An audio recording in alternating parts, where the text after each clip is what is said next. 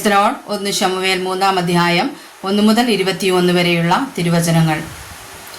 ശമൂവേൽ ബാലൻ ഏലിയുടെ മുമ്പാകെ യഹോവയ്ക്ക് ശുശ്രൂഷ ചെയ്തു പോന്നു. ആ കാലത്ത് യഹോവയുടെ വചനം ദുർലഭമായിരുന്നു, ദർശനം ഏറെയില്ലായിരുന്നു. ആ കാലത്ത് ഒരിക്കൽ ഏലി തൻ്റെ സ്ഥലത്ത് കിടന്നുറങ്ങി. കാണുവാൻ വകിയാതെ വണ്ണം അവൻ്റെ കണ്ണ് മങ്ങി തുടങ്ങിയിരുന്നു. ശമൂവേൽ ദൈവത്തിൻ്റെ പെട്ടകം ഇരിക്കുന്ന യഹോവയുടെ മന്ദിരത്തിൽ ദൈവത്തിൻ്റെ വിളക്ക് കെടുന്നതിനു മുമ്പേ ചെന്ന് കിടന്നു. യഹോവ ശമൂവേലിനെ വിളിച്ചു. അടിയൻ എന്ന അവൻ വിളി കേട്ട് ഏലിയുടെ അടുക്കൽ ഓടിച്ചെന്ന്, അടിയൻ ഇതാ എന്നെ വിളിച്ചുവല്ലോ എന്ന് പറഞ്ഞു.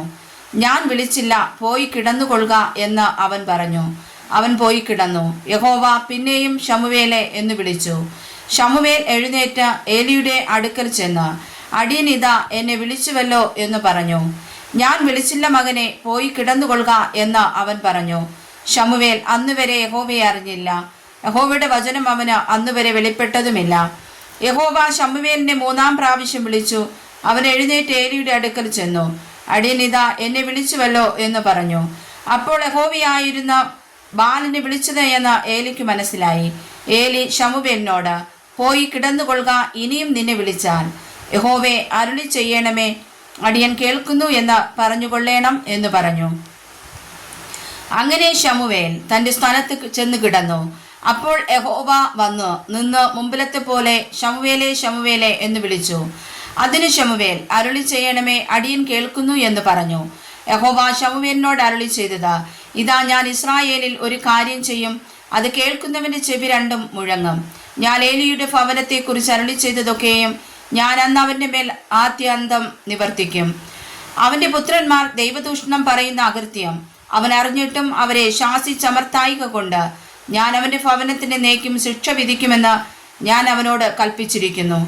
ഏലിയുടെ ഭവനത്തിൻ്റെ അകൃത്യത്തിന് യാഗത്താലും വഴിപാടിനാലും ഒരു നാളും പരിഹാരം വരികയില്ല എന്ന് ഞാൻ ഏലിയുടെ ഭവനത്തോട് സത്യം ചെയ്തിരിക്കുന്നു. പിന്നെ ശമൂവേൽ രാവിലെ വരെ കിടന്നുറങ്ങി. രാവിലെ യഹോവയുടെ ആലയത്തിൻ്റെ വാതിലുകളെ തുറന്നു. എന്നാൽ ഈ ദർശനം ഏലിയെ അറിയിപ്പാൻ ശമൂവേൽ ശങ്കിച്ചു. ഏലി ശമൂവേലിനെ വിളിച്ചു. ശമൂവേലെ മകനെ എന്ന് പറഞ്ഞു. അടിയനിതാ എന്ന് അവൻ പറഞ്ഞു. അപ്പോൾ അവൻ, നിനക്കുണ്ടായ അരുളപ്പാട് എന്ത്? എന്നെ ഒന്നും മറയ്ക്കരുതേ.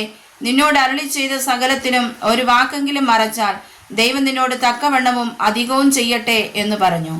അങ്ങനെ ശമൂവേൽ സകലവും അവനെ അറിയിച്ചു, ഒന്നും മറച്ചില്ല. എന്നാറേ അവൻ, യഹോവയല്ലോ, തൻ്റെ ഇഷ്ടം പോലെ ചെയ്യട്ടെ എന്ന് പറഞ്ഞു. എന്നാൽ ശമൂവേൽ വളർന്നു. യഹോവ അവനോട് കൂടെ ഉണ്ടായിരുന്നു.